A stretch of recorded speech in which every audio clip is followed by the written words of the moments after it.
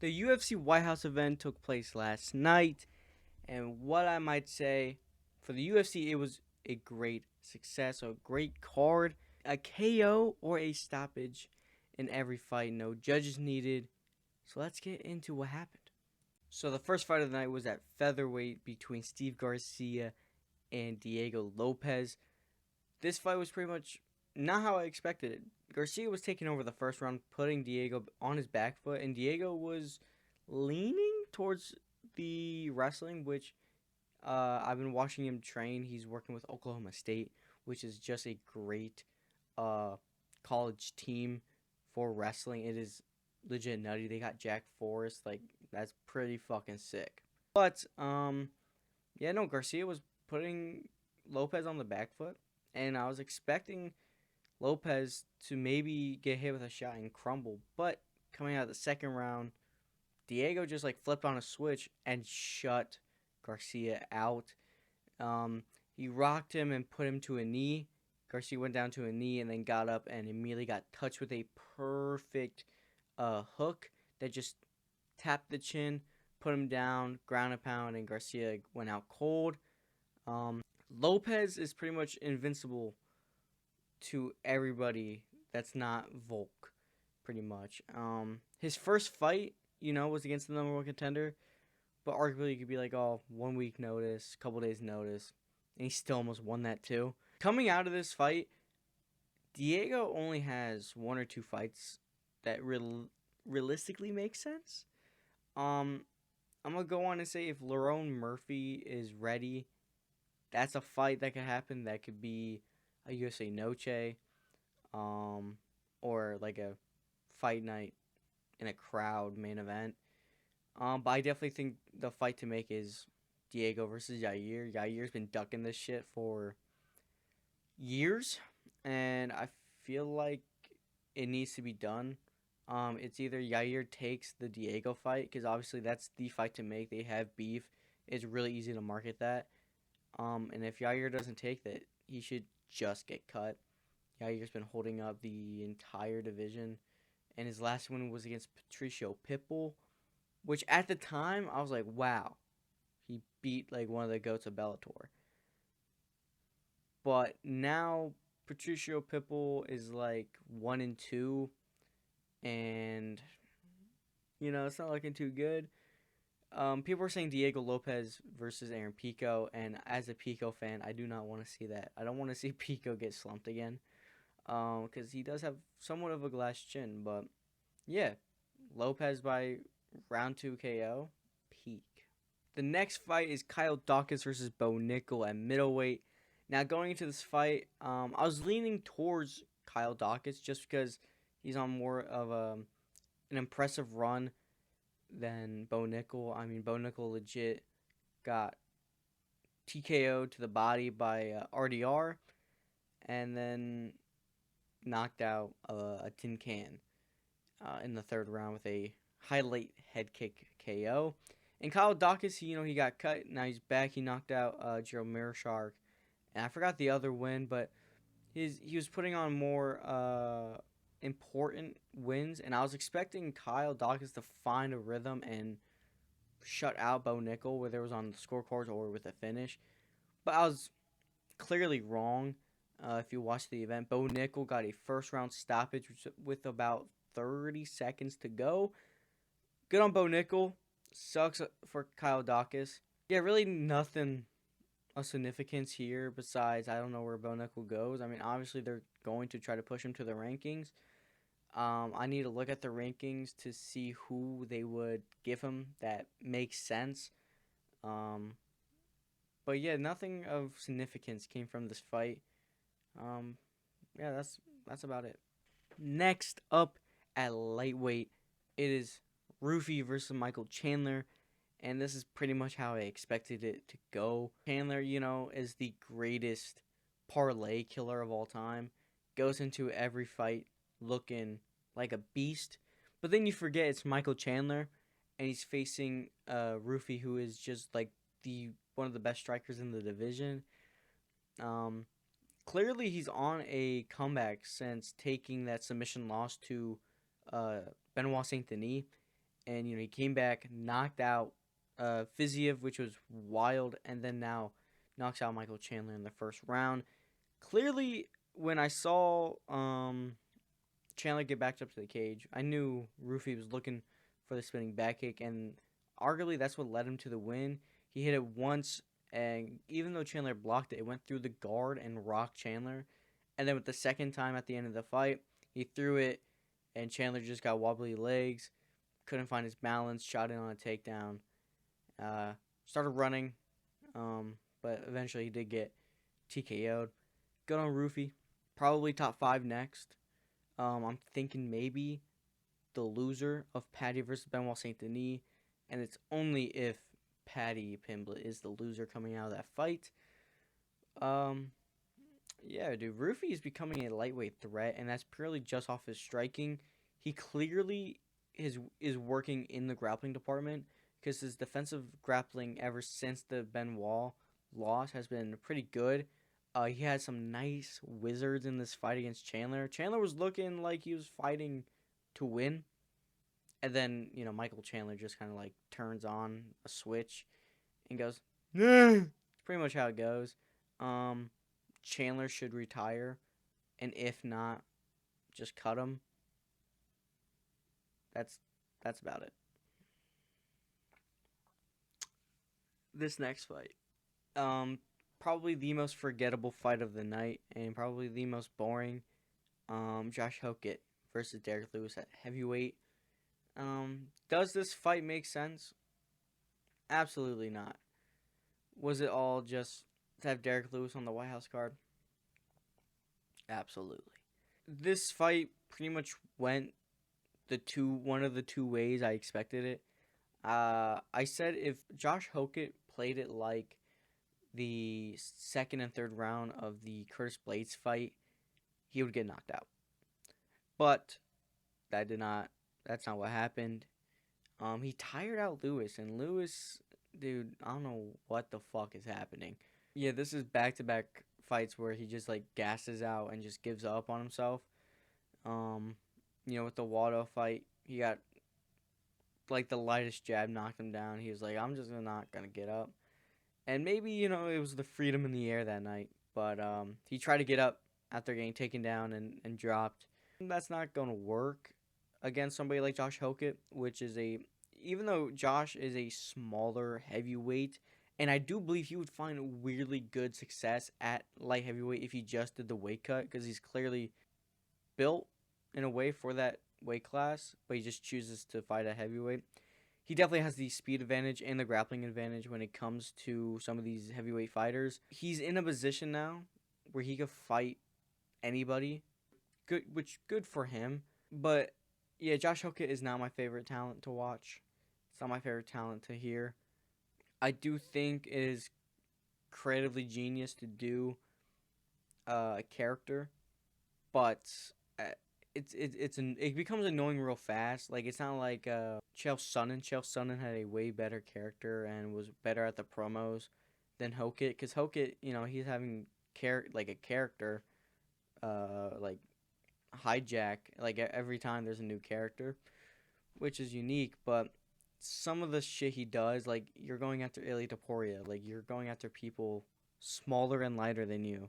And then he goes against, like, he tries to fight Pereira, which arguably, knowing what happens later in the night, that is probably Hokett's next fight, if I were to put my thinking cap on. This fight was just nothing. It was forgettable. Lewis should also go the Chandler route and should get cut or retire, because, and while we're at it, take out Tai Tuivasa, please. He's on a worse losing streak than Tony Ferguson. So that's about it from this boring fight. Ooh, this next fight, though, at 135, Sean O'Malley versus Amin Sahabi. And man, what a fight. What a finish. Also, Sugar Sean O'Malley gets the vintage Sugar KO in round number 2. What a great fight for O'Malley. Gets the TKO. I think it was a walk-off KO, though. The Drake curse lives on. What can I say? Amin Zahabi, a Canadian, has a OVO deal with Drake, comes out to Drake and names himself Iceman, and O'Malley just does what O'Malley does. Amin was finding success though with like almost like the sprint leg kicks he was throwing, which I thought was, if the fight went into like a third round, it would be really bad for O'Malley, just because the dude's legs are so fragile. To the point where I have it written down. He's fighting like Floyd Mayweather. Now, before anybody goes, "What the hell are you talking about?" Trust there's a reason why I say that. Floyd Mayweather, at the half point in his career, he changed his fight style. In the first half of his career, he fought with both hands.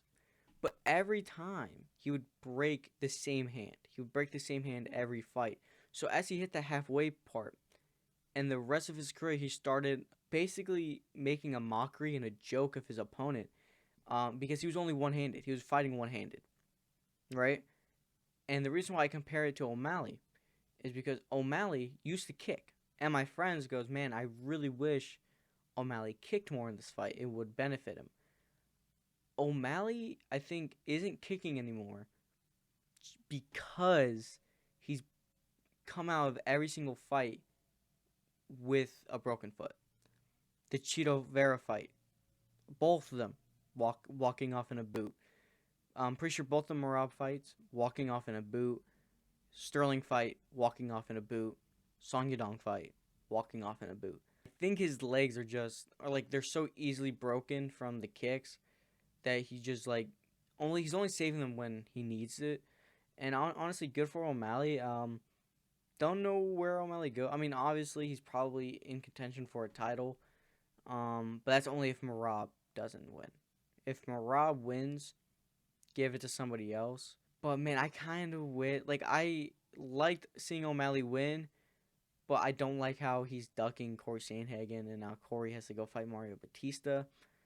Kind of wish he took the Corey fight. The Corey fight would be very more interesting, but also it would be a lot harder for O'Malley. But great fight, great performance by O'Malley, finding his range, finding his strikes. Just vintage O'Malley, and what a great stoppage. People were complaining about the stoppage.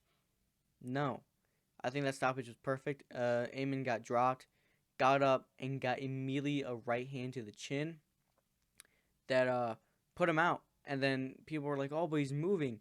When he tried to get up, he fell on his face and then crawled to the cage and had to get up. Ooh, now is where shit gets interesting. For the interim heavyweight title, Cyril Gane faces Alex Poatan Pereira in his first heavyweight fight. And this fight and the main event did not go how anybody, including myself, was thought it was going to go. This fight was definitely a pick'em. Like, I didn't know how this fight was going to end. I was definitely leaning towards Alex Pereira just because it's Alex Pereira. But that's not what happened. I don't think Pereira was ready for any of that. Cyril Gane gets the first round stoppage, TKO, after dropping Pereira and after Pereira getting up, just finishing him off against the cage, which led to Herb Dean stepping in. Good stoppage by Herb. I did think it might have went a little too long, but Herb was letting Pereira. I mean, it's Pereira. Let the dude find his, get the comeback. Man, that shit sucked. And I'm not saying it was a bad fight. I'm saying, it sucked because I'm a big Pereira guy. I mean, a lot of people are Pereira people. But, Cyril Gane after the Volkov fight, where he clearly did not win that fight, and he was given the decision, almost makes me think, he's starting to get the pressure off. Because when he fought Jones, that's a lot of pressure. It's John Jones. When he fought Cyril Gane, right? Cyril Gane has crazy knockout power. And even today, he has knockout power. So I feel like there was so much pressure on Cyril Gane when it came to those title fights that he just choked. And this fight had a bunch of pressure. It's on the White House lawn. It's on a one-of-a-time event. And you're facing one of the greatest fighters of all time coming up to get his third belt in his third weight class. And it seems like Gane just kind of chilled. He just kind of fought his own fight and didn't feel pressure. So good for Gane. He found it.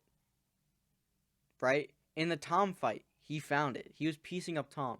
I'm a Tom Aspinall fan. Right? I hate Gane because of the eye poke. But at the same time, I'm not blind.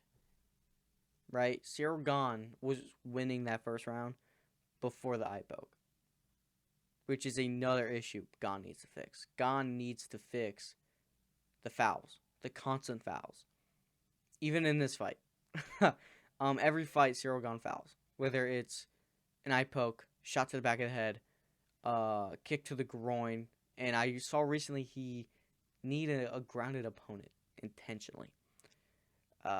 In this fight, after he dropped Pereira, Pereira went in on a single leg, trying to recover, and Gane was just blasting the back of the head with elbows. And I don't know why we have rules in a sport where we're not going to enforce them. There's a big thing on eye pokes, right? We're not enforcing eye poke rules apparently.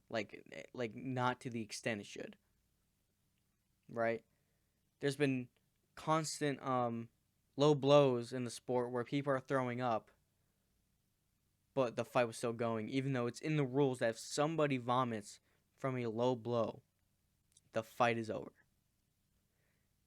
And in this fight, and in all the other Gane fights, back of the head shots, and they're not getting called out. Gane is not getting points taken away. He's not getting fouled or anything. And I don't know why. I don't know why we have rules in the sport where we're just not going to enforce them. And I believe it is a huge, huge fucking problem. Especially because Gane just constantly gets away with it. People hated Tom Aspinall because he couldn't see after an eye poke. Dog. Cyril Gane was knuckle deep in his eye. And intentionally put out his fingers. It's Cyril Gane's problem. And it's also the referee problem. It sucks. It fucking sucks that Cyril Gane just gets away with constant fouls. And listen, I'm not trying to say that, it would have been differently if Pereira, if Cyril Gane was caught out on the fouls. Because like I said, with the Tom Aspinall, I'm not blind. Pereira got rocked. Pereira got up and got rocked again. I'm not blind. But the fact that Cyril Gane is just constantly getting away with fouls is probably the worst shit I've seen in a while. But that's kind of how it goes, I guess. And the main event that nobody saw coming, Justin Gaethje gets the stoppage win after Ilya stops it on stool. We're at the end of round 4. This fight is not how I thought it would go. We're talking about Justin Gaethje, who kind of had a chance against Khabib, lost against Khabib. Had a pretty good chance against Oliveira, lost to Oliveira. Then, when everybody's saying that he has no chance against Topuria, myself included, I thought he was going to get out of there in the first round. Not only does he beat Topuria, he makes him quit. He makes Topuria quit on the stool. Now, I'm not saying that it was a complete domination. Kinda was, but Ilya had round 2. I want to go back and look at the scorecards. Just because I think I scored round 2 at 10-8 for Topuria. Just off of the work to the body that crumpled Justin, and then just the suffocation that happened at the end of the round. Topuria, when he didn't get that finish in the second round, that hurt him, I think. And it was pretty much all done. Topuria was a different man. And I'm saying that because he legit looks like a different person. His face is all bruised and swollen and bloodied. He got cut early in the first. He probably has a broken orbital on his left eye because that eye was fucked. And the fact that they let it get past the third round, because going from the third going into the fourth, they had the doctor step in, and Taporia said, "I can't see," but they still let the fight go, because Goddard says, "All right, you go out on your shield," right? And it got worse. Taporia got dropped. He got rocked numerous times. And Gaethje looks like he had a light spar. Other besides his liver, he's had a light spar. Taporia's brother said, "We're gonna finish this fight," and one of the other cornermen in Taporia's corner stopped the fight. Yeah, I don't know what fucking world we live in where Justin Gaethje beats Taporia. It's almost like how I didn't believe that Strickland beat Chimaev. Because the big thing that nobody is talking about is how Topuria and Chimaev, that were set up to be one of the most dominant champions of their divisions, not only lost, but lost to people that they weren't supposed to or lose against, and their O's are gone. Topuria has that one. Like, we're talking about the same dude that knocked out Volk, then knocked out Max Holloway, then knocked out Charles Oliveira. This dude got dominated by Justin Gaethje in 2026 while he's 37 years old, coming off of a KO loss to Max Holloway, a split decision or a unanimous decision win on Fiziev, and a close war against Paddy Pimblett. Yeah, I don't know why I said close war.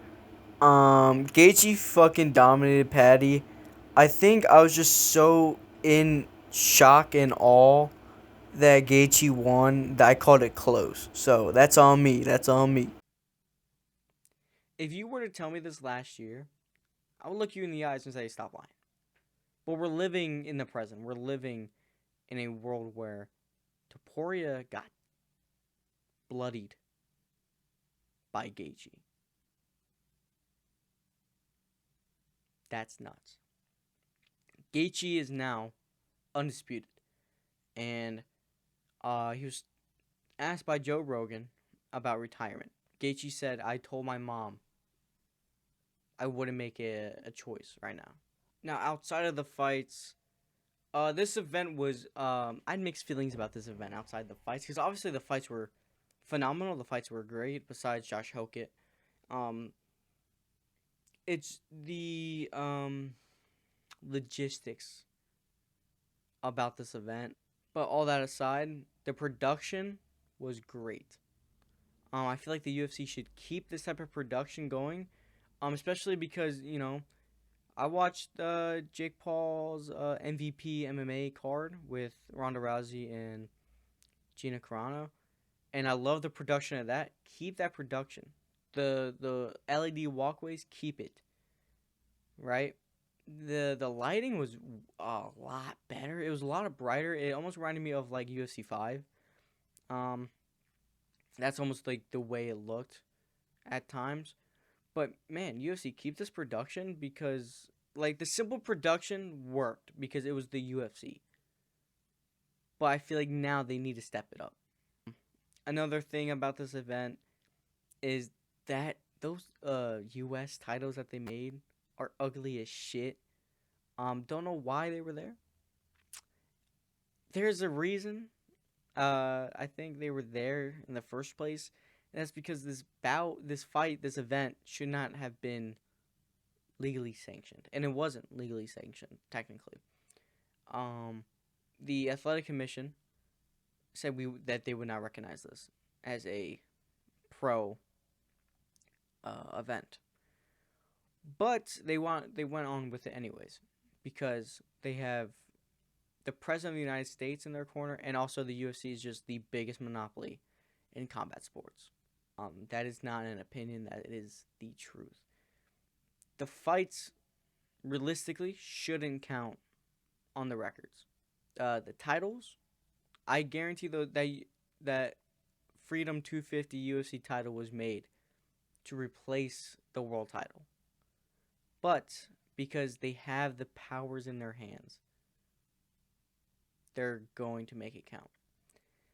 And I mean, dude, good on them. They find a way to make it work, but it's just not the right way to go about with business. But like I said, all that shit aside, all the negativity and all the politics aside, keep this production moving forward because, man, the outdoor card just felt different, and I feel like they should move forward with more. They could go to They could go to Abu Dhabi again and do an outdoor card. They could go to Saudi, do an outdoor card. They could go to Cali or Miami. I want more outdoor cards. I wish it rained to see how fighters could fight in the rain. I wanted to see it. But yeah, no, UFC White House Freedom 250 was a great card, great show. Had most of it on mute though. Um, that's about it. Thank you guys for watching. I'm looking forward to talk more MMA with you guys later. My name is Alex. Thank you guys for watching. Please like and subscribe. Be safe, and I'll catch you guys later.